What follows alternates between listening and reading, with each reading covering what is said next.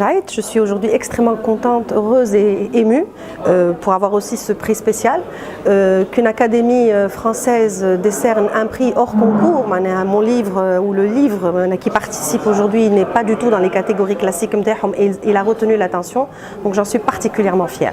Alors j'ai dit mon livre, oui, parce que je l'ai porté avec les tripes, mais c'est surtout le livre de ces femmes dont on parle dans ce livre, parce que ce livre n'est pas un livre de recettes classiques habituelles. C'est un livre qui parle de 4 régions de Tunisie, c'est un livre qui parle de 9 localités et de 11 femmes. On est rentré dans l'intimité de ces cuisines, des femmes. On a parlé avec elles pour savoir quelles sont leurs astuces de grand-mère, comment elles font quand elles veulent faire des soupes et qu'elles n'ont pas beaucoup de moyens sur les mains, comment elles se transmettent les recettes de grand-mère. Alors ce livre, d'ailleurs si ce livre a pu participer, c'est grâce à l'accord du ministère de l'Agriculture, qui est lui le porteur et le propriétaire de ce livre et qui a été soutenu par la GIZ, qui est la coopération technique allemande en Tunisie. Ils ont fait ce livre dans le cadre d'un projet. Ce projet, c'est la valorisation du travail des femmes agricultrices.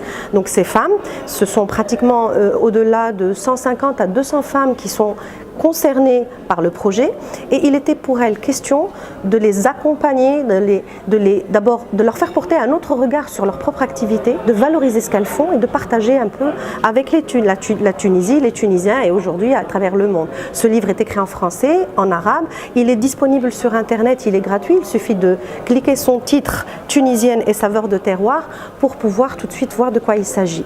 Donc le livre, comme je vous l'ai dit, c'est un portrait de femmes, ce sont des régions, donc c'est des produits du terroir, et c'est aussi un travail de mémoire sur...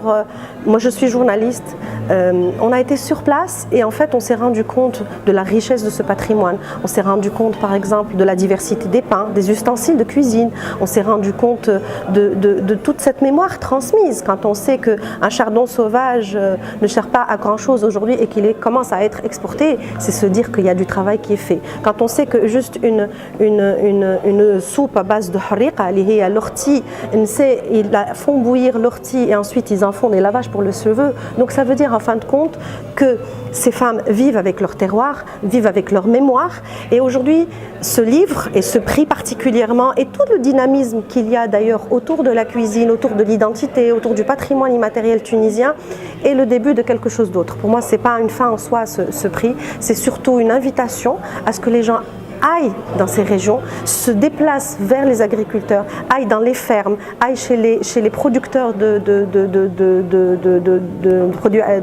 produits du terroir, aillent dans les petits restaurants et les petites gargotes dans toutes les régions et découvrent un petit peu plus, parce que ce patrimoine-là n'a de sens que s'il est vivant. Et c'est ce livre est une contribution pour cette mise en tourisme quelque part de ce patrimoine tunisien qui attend à être davantage exploré, davantage valorisé. C'est un pays qui est magnifique, il a besoin juste d'être encore plus aimé, encore plus découvert, et il y a de véritables pépites, la preuve. Il était hors concours, on lui a créé une catégorie pour lui.